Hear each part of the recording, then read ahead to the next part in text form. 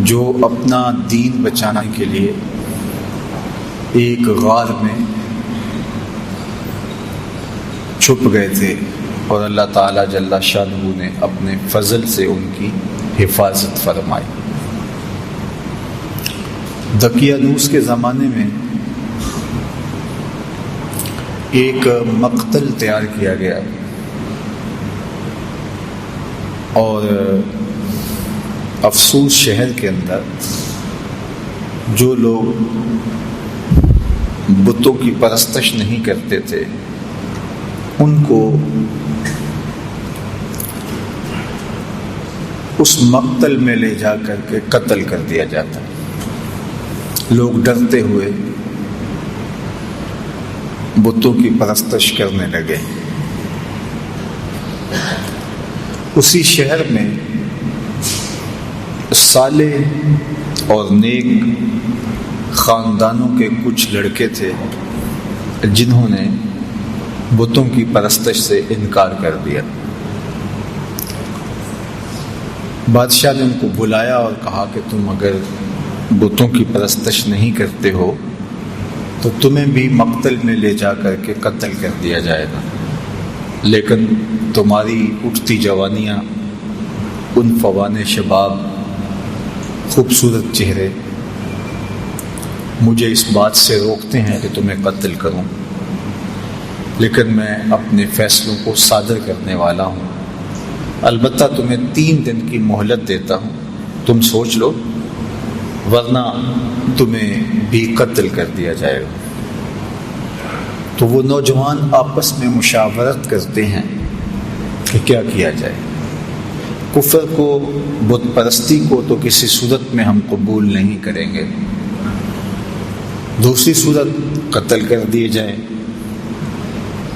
راستہ یہ نکالا کہ شہر چھوڑ دیں اور کسی غار میں جا کے پناہ لے لیں۔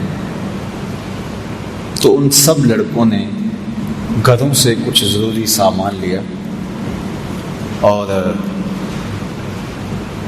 جا کے ایک غار میں پناہ لی۔ راستے میں ایک چرواہا ملا، اس نے کہا کہ تم کدھر جا رہے ہو؟ تو انہوں نے غرض بیان کی تو اس نے کہا کہ یہ آفت تو میرے اوپر بھی آئے گی، جب ہر شخص کو بت پرستی پہ مجبور کیا جا رہا ہے تو چلو میں بھی تمہارے ساتھ چلتا ہوں۔ چرواہے کے پیچھے اس کا کتا بھی ان کے ساتھ ہو لیا، تو انہوں نے اس کتے کو ہٹانا چاہا۔ ظاہر ہے کتا ہے تو جب وہ اپنے ہم جنس کو دیکھتا ہے تو شور و غل کرتا ہے، تو یہ پکڑے جائیں گے۔ لیکن کتے نے بارگاہ عزتی میں عرض کی اور زبان حال سے کہا کہ میں کوئی ایسی حرکت نہیں کروں گا، آپ کی سنگت مجھے محبوب اور مرغوب ہے۔ تو ان کا کتا بھی ساتھ ہو لیا۔ تو اللہ تعالیٰ جل شانہ نے سورہ کہف کا نام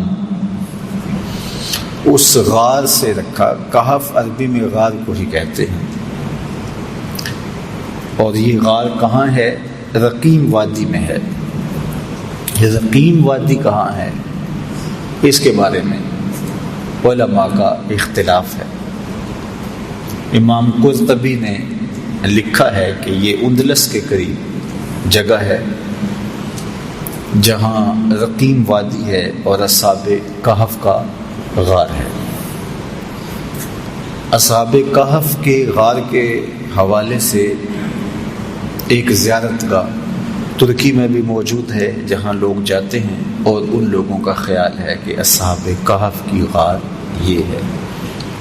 مختلف لوگوں نے مختلف چیزیں لکھی ہیں۔ بہرحال کہف غار کو کہا جاتا ہے، اور رقیم اس وادی کا نام ہے یا اس بستی کا نام ہے جس بستی میں یہ غار تھی۔ تو اللہ تعالیٰ جل شانہ نے قرآن مجید کے اندر ارشاد فرمایا،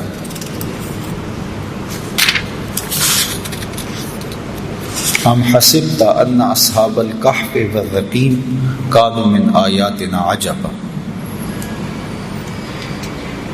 تمہیں معلوم ہے کہ پہاڑ کی کھو اور جنگل کے کنارے والے ہماری ایک عجیب نشانی تھے۔ اب بادشاہ نے جب سختی کی کہ لوگوں کو بت پرستی پہ آنا پڑے گا، تو اپنا دھرم بچانے کے لیے، اپنا دین بچانے کے لیے، اپنا ایمان بچانے کے لیے یہ چند نوجوان تھے جنہوں نے فیصلہ کیا کہ شہر چھوڑ دیں گے اور اپنا دین بھی بچائیں گے اور اپنی جان بھی بچائیں گے۔ شہر نہیں چھوڑتے تو یا دین جائے گا یا جان جائے گی۔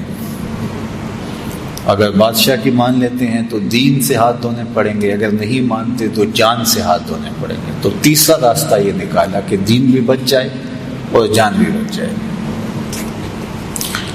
تو یہ اس غار میں پہنچے، ظاہر ہے منزل ان کی آگے تھی، تو ابھی یہ شام کو بھاگے تو رات 1 رات 2 رات وہاں قیام کرتے اور پھر آگے کہیں نکل جاتے، لیکن وہیں جب پہنچے تو ان کے اوپر نیند کا غلبہ آ گیا اور یہ اس غار میں سو گئے۔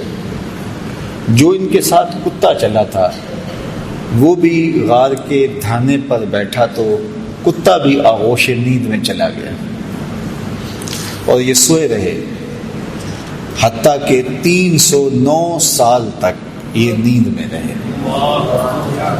3 صدیاں بیت گئی اور یہ نیند کی حالت میں رہے۔ اور اللہ جل شانہ نے ان اپنے پاک باز بندوں کے لیے اہتمام یہ کیا کہ ان کو بھوک اور پیاس بھی نہ لگی۔ انسان کو جتنی مرضی گہری نیند آئی ہو، جب بھوک لگتی ہے، جب پیاس کی شدت ہوتی ہے تو پھر انسان جاگ پڑتا ہے۔ تو یہ الوہی اہتمام تھا کہ اللہ جل شانہ نے ان کو بھوک اور پیاس بھی نہ لگنے دی کہ یہ جاگ پڑے۔ انسان باہر سے شور سنتا ہے تو شور کی وجہ سے بھی جاگ پڑتا ہے۔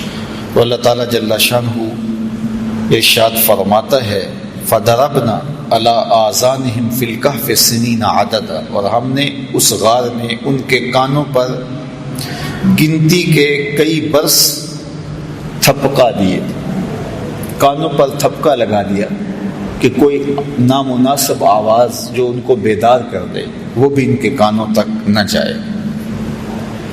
اتنا عرصہ انسان ایک کروٹ پہ پڑا رہے تو پھر عضو بدن ساقط ہو جاتا ہے، لیکن اللہ تعالیٰ قرآن مجید میں ارشاد فرمایا وَنُقَلِّبُهُمْ ذَاتَ الْيَمِينِ وَذَاتَ الشِّمَالِ، ہم ان کی کروٹیں بھی بدلتے رہے۔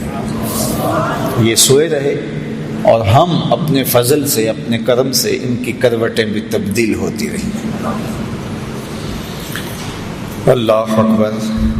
اب ظاہر ہے کوئی وہاں سے گزرا ہو اور وہاں ان کو دیکھا ہو تو ارشاد فرمایا وَتَحْسَبُهُمْ أَيْقَاظًا وَهُمْ رُقُودٌ، اور اگر کوئی ان کو دیکھے تو یہ لگے کہ یہ جاگ رہے ہیں حالانکہ یہ سوئے ہوئے تھے۔ اور پھر یہ بھی ارشاد فرمایا وَتَرَى الشَّمْسَ إِذَا طَلَعَتْ تَزَاوَرُ عَنْ كَهْفِهِمْ ذَاتَ الْيَمِينِ وَإِذَا غَرَبَتْ تَقْرِضُهُمْ ذَاتَ الشِّمَالِ وَهُمْ فِي فَجْوَةٍ مِّنْهُ۔ یہ جس غار میں سوئے پڑے تھے تو جب سورج وہاں سے گزرتا تو ہم سورج کو تھوڑا سا دائیں بائیں کر کے گزار دیتے تاکہ ان کے غار میں دھوپ کی وجہ سے بیداری نہ ہو۔ کیسا نیند کا اہتمام کیا گیا، کہا کانوں پہ تھپکے لگا دیے اور تاکہ شور ان کو نہ اٹھائے، اعضاء کہیں جامد نہ ہو جائیں، ہم کروٹیں بدلتے رہے، دھوپ کی شدت کی وجہ سے گرمی سے کہیں بیدار نہ ہو جائے، ہم نے نظام قدرت کو بدل دیا، نظام فطرت تبدیل ہو گیا۔ یہ کوئی حدیث ہوتی تو شاید کوئی اس کو ضعیف کہہ کے انکار کر دیتا کہ تم اللہ کے ولیوں کے بارے میں اتنی بڑی بات کر رہے ہو، نظام ہستی تبدیل ہو گیا، لیکن یہ قرآن ہے۔ کوئی انکار بھی نہیں کر سکتا۔ اللہ اکبر۔ وَتَرَى الشَّمْسَ إِذَا طَلَعَتْ تَزَاوَرُ عَنْ كَهْفِهِمْ ذَاتَ الْيَمِينِ وَإِذَا غَرَبَتْ تَقْرِضُهُمْ ذَاتَ الشِّمَالِ۔ کہا ہم نے سورج کے رخ کو بدل دیا، وہ آتا سیدھا، لیکن جب غار کی جگہ آتی، ان کا پہاڑ آتا، تو یہ سورج تھوڑا سا خم کھا کے گزر جاتا۔ اللہ اکبر۔ اور پھر ارشاد فرمایا وَكَلْبُهُمْ بَاسِطٌ ذِرَاعَيْهِ بِالْوَسِيدِ، اور ان کا کتا جو ساتھ چلا تھا وہ کلائیوں کو پھیلا کر کے غار کی چوکھٹ پہ بیٹھا ہوا ہے۔ یہ بھی ایک اہتمام ہے، کوئی چرواہا گزرتا ہوا آئے تو وہ کتے کو دیکھ کر کے جو ہے وہ سائڈ پہ ہو جائے، اور کوئی جانور آئے، کوئی موذی جانور بھی تو 309 سال کا عرصہ بیت گیا، کئی موذی جانور آئے ہوں گے، گزرے ہوں گے، کتے کو دیکھ کے وہ بھی رخ بدل لیں، پہرے دار بھی بٹھا دیا۔ اللہ اکبر۔ یہ عرصہ بھی 309 سال کا۔ اور ارشاد فرمایا لَوِ اطَّلَعْتَ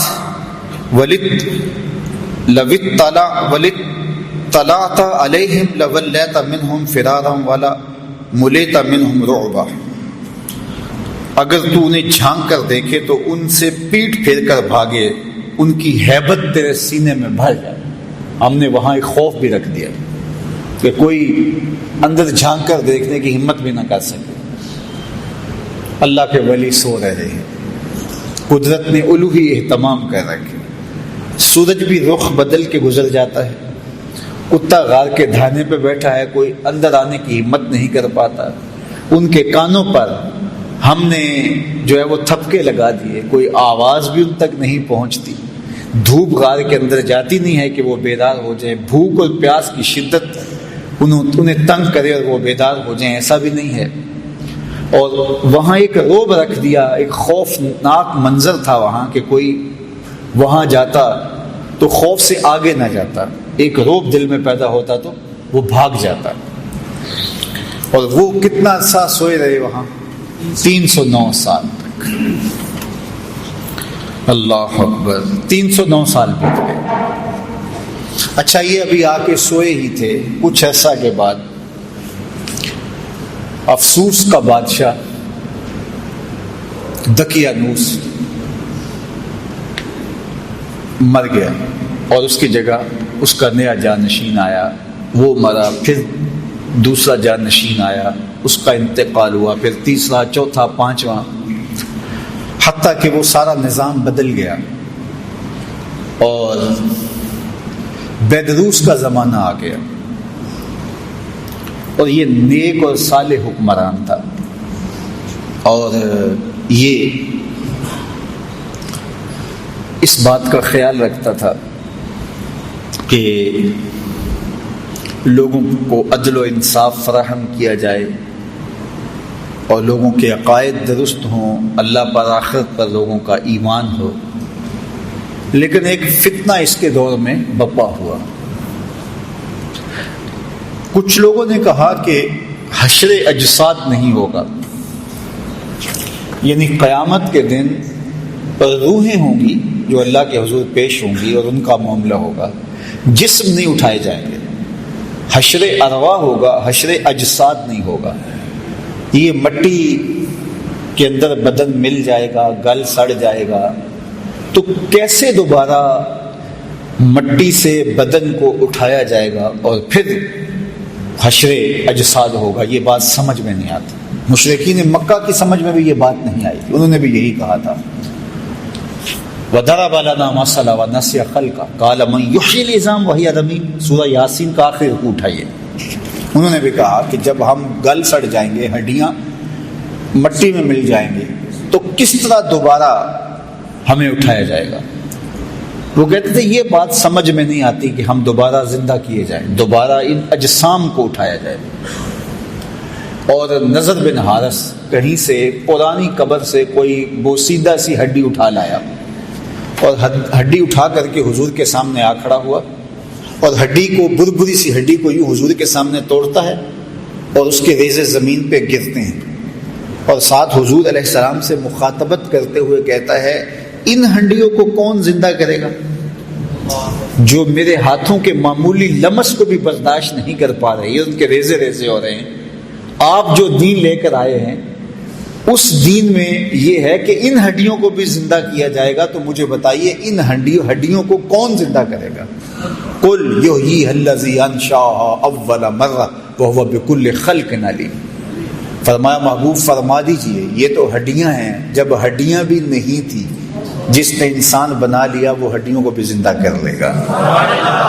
اب تو میٹیریل موجود ہے لیکن بکھرا پڑا ہے، میٹیریل ہے کمزور ہو گیا ہے، تو جب یہ ہڈیاں بھی نہیں تھیں تو جب امر کن سے اس نے ہڈیوں کے بغیر انسان کو کھڑا کر دیا اور ہڈیاں پیدا کر دی، تو اب تو ان ریزوں کو جوڑ کے بنانا ہے، بکھرے میٹیریل کو جوڑنا ہے، تو اس کے لیے کیا مشکل ہے؟ تو بہت سارے لوگوں کی بات یہ سمجھ میں نہیں آتی، وہ کہتے ہیں کیسے ہو سکتا ہے؟ اللہ اکبر۔ تو اس زمانے میں بیدروس کے زمانے کے اندر یہ 300 سال کا عرصہ ہے دقیانوس سے بیدروس کے زمانے کا، مورخین نے لکھا ہے۔ تو اس زمانے میں حشر اجساد پہ بات ہو رہی تھی اور لوگوں کے دو گروہ بن گئے تھے۔ ایک طبقہ کہتا تھا کہ جسم بھی اٹھائے جائیں گے اور روحوں کو تو موت نہیں ہے، اور دوسرا طبقہ کہتا ہے کہ نہیں، جو گل سڑ گئے مٹی میں وہ کیسے اٹھائے جا سکیں گے؟ 3 دن کے بعد تو بدن پھٹنے لگتا ہے اور کچھ عرصے کے بعد ہڈیاں بھی گل جاتی ہیں، تو کس طرح جو ہے وہ دوبارہ اٹھایا جائے گا مرنے کے بعد؟ ہاں، روحوں کا حشر ہوگا، اجساد کا حشر نہیں ہوگا۔ یہ اس بحث میں پڑے ہوئے تھے، شہر میں یہ ہنگامے تھے، اس عنوان سے مناظرے تھے، طبقات تھے، اور ملک بیدروس بہت پریشان تھا کہ کس طرح قوم کو سمجھایا جائے۔ اور ادھر ان اللہ کے ولیوں کو سوئے ہوئے 309 سال بیت چکے تھے۔ اچانک ایک کی آنکھ کھلی، پھر دوسرے کی کھلی، تو چند لمحوں کے اندر یہ سارے جاگ کے بیٹھ گئے۔ اب بیٹھے ہی تھے کہ بھوک کی شدت محسوس ہوئی، اور جب شدت محسوس ہوئی تو کہا کہ جاؤ کوئی شخص چھپ چھپ کے جائے اور جا کے ہمارے لیے کھانا لے آئے اور دیکھے کہ کسی کو پتہ نہ چلے۔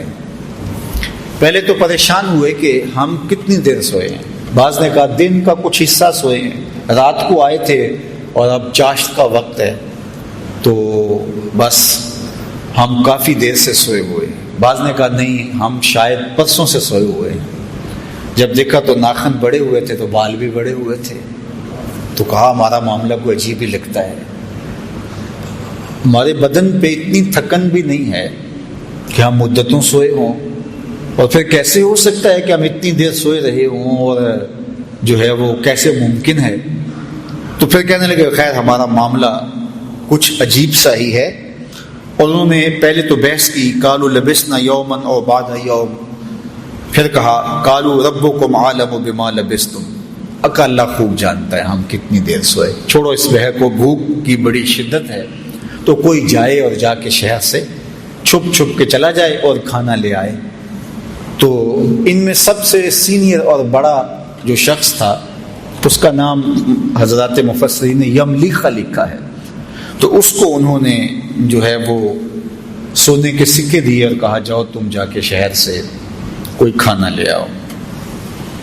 یہ جب شہر کی جانب بڑھا تو شہر کا دروازہ، عمارات ساری بدلی بدلی دکھائی دی۔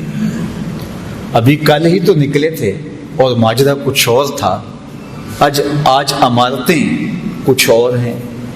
آج سے 50-60 سال پہلے کوئی شخص یہاں راہ والی روڈ سے اتر کر کے یہاں کینٹ کے اندر کسی پرانی بستی میں آیا ہو اور 60 سال 70 سال کے بعد اگر وہ دوبارہ وہاں سے اترے اور یہ عمارتیں، یہ عالی نصب سڑکیں، یہ لشکار عمارتی مارکیٹیں، یہ جگہ جگہ باغات، پھوٹتے فوارے، وہ کہے گا یہ میں کدھر آ گیا ہوں؟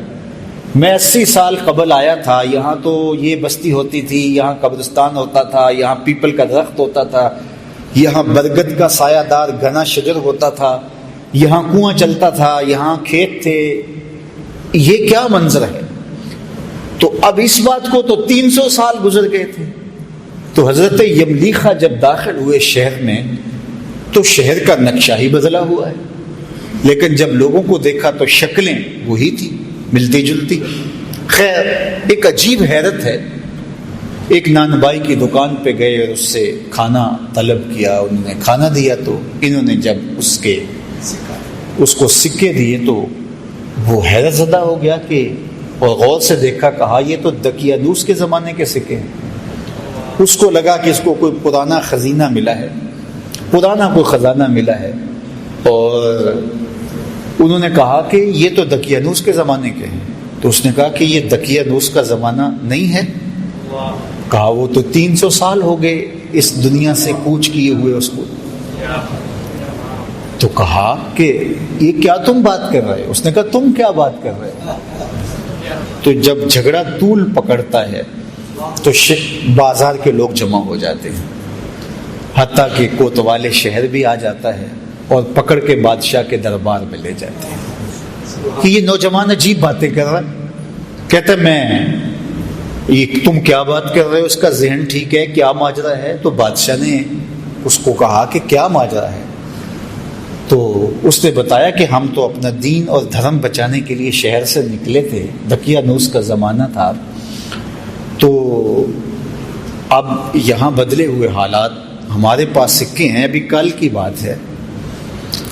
تو ایک وزیر نے کہا بادشاہ سلامت، دقیانوس کے زمانے میں کچھ نوجوان بھاگ گئے تھے شہر سے، اور ان کو گرفتار کرنے کے لیے دقیانوس نے کافی کوشش کی تھی لیکن نہیں ہو سکا تھا۔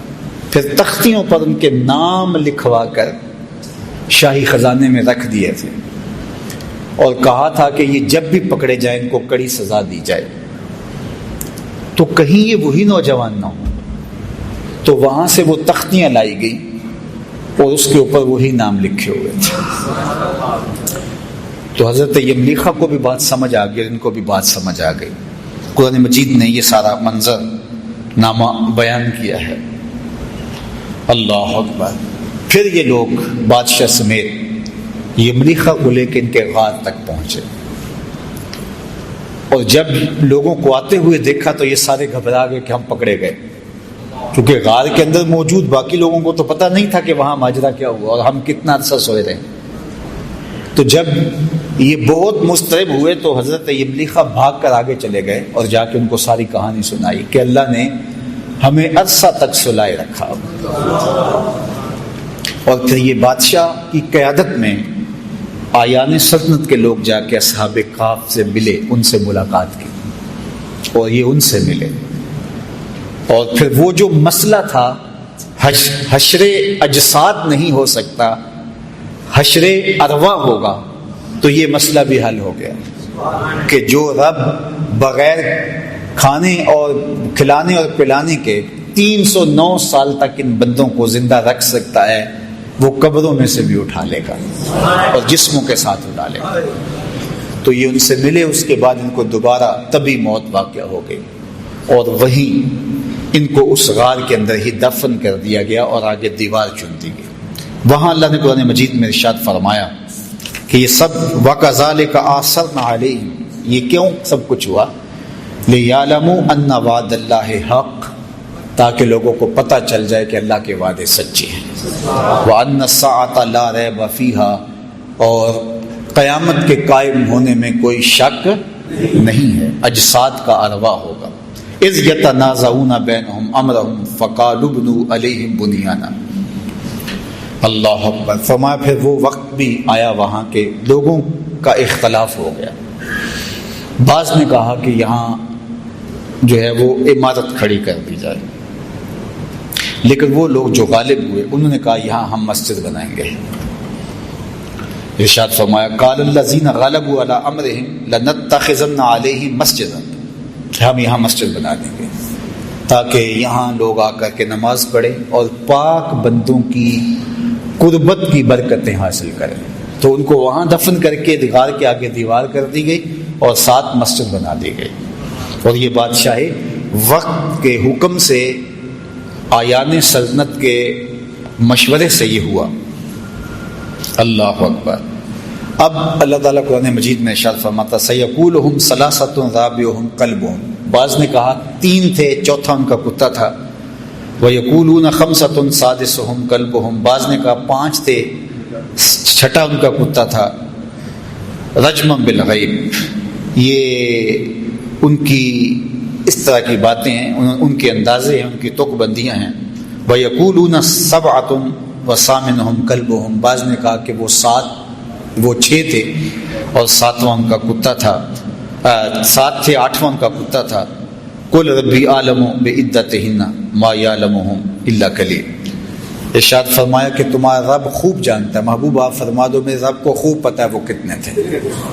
تمہارا موضوع نہیں ہے کہ ان کی تعداد کتنی تھی، تم اس میں الجھ کے نہ رہ جاؤ کہ وہ 7 تھے، وہ 5 تھے، وہ 3 تھے، چوتھا ان کا کتا تھا، چھٹا ان کا کتا تھا، یا 8واں ان کا کتا تھا۔